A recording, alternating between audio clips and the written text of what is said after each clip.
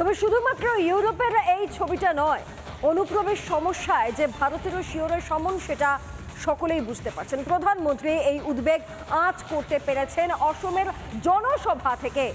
যারা এই সমস্ত অনুপ্রবেশকারীদের মদত দেয় সেই সমস্ত রাজনৈতিক দলগুলিকে চ্যালেঞ্জ ছুড়ে দিলেন দেশের প্রধানমন্ত্রী নরেন্দ্র মোদী। घुसपैठियों से देश को बचाएंगे, घुसपैठियों से देश को मुक्ति दिलाएंगे। घुसपैठियों को बचाने के लिए निकले हुए लोगों को भुगतना पड़ेगा।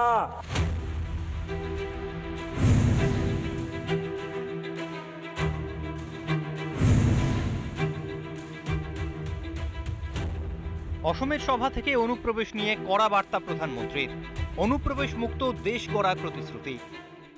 डेमोग्राफी बदलने की साजिश से चल रही है।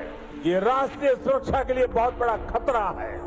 इसलिए अब देश में एक डेमोग्राफी मिशन शुरू किया जा रहा है। অনুপ্রবেশকারীরা যেমন দেশের জন্য বিপদ, দেশের স্বার্থে ঠিক ততটাই ক্ষতিকর অনুপ্রবেশের মদতদাতারা। এবার সেই রাজনৈতিক দলগুলিকেও চ্যালেঞ্জ ছুড়লেন প্রধানমন্ত্রী। और मैं उन राजनेताओं को भी कहना चाहता हूं, आप जो चुनौती लेकर के मैदान में आए ना, मैं सुना तान करके उस चुनौती को स्वीकार करता हूं। घुसपैठियों को बचाने में तुम कितनी ताकत लगाते हो और घुसपैठियों को हटाने में हम कैसे अपना जीवन लगा देते हैं, हो जाए मुकाबला। অসমের পর বাংলায় আসেন প্রধানমন্ত্রী। এ রাজ্যেও অনুপ্রবেশকারীদের রমরমা।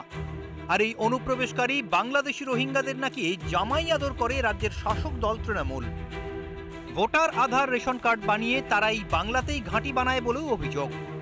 শুধুই কি তাই, তৃণমূলের হাত ধরে ভোটে জিতে রীতিমতো পঞ্চায়েত প্রধান হয়ে বসেন বাংলাদেশি অনুপ্রবেশকারীরা।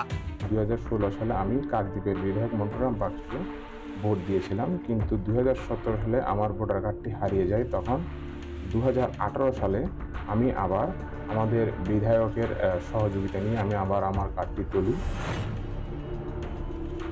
অনুপ্রবেশ এমন একটি সমস্যা, এই সমস্যা ধীরে ধীরে কিন্তু ক্যান্সারে রূপান্তরিত হচ্ছে।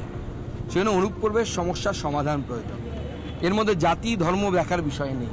তো যারা অনুপ্রবেশকারী মুসলিম, তাদেরকে ভারতবর্ষ ছেড়ে, অর্থাৎ যাদের দেশ বাংলাদেশ বা মায়ানমার, তারা এই দেশে ঢুকে পড়েছে, তাদের তো এই দেশে থাকার কোনো অধিকার নেই। সরকারটা পুরো দাঁড়িয়ে রয়েছে অনুপ্রবেশকারীদের উপরে। এক হচ্ছে একটা বিজনেস মডেল, পয়সা নিয়ে ভোটার কার্ড আধার কার্ড তৈরি করে দেয়, তারপর আবার এদেরকে দিয়ে ভোট করায়, ভোটগুলোও পায়।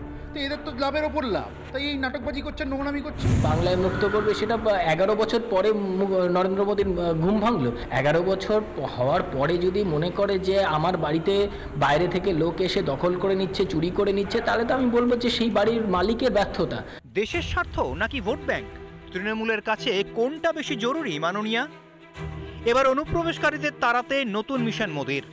নতুন মিশনে কেন্দ্রকে সাহায্য করবে তো রাজ্য? রিপাবলিক বাংলা। নানা ধরনের কন্টেন্ট দেখার জন্য লাইক করুন, শেয়ার করুন আমাদের ফেসবুক পেজ, সাবস্ক্রাইব করুন আমাদের ইউটিউব চ্যানেল। পাশাপাশি অন্যান্য ব্রেকিং নিউজের জন্য অবশ্যই চোখ রাখুন রিপাবলিক বাংলায়।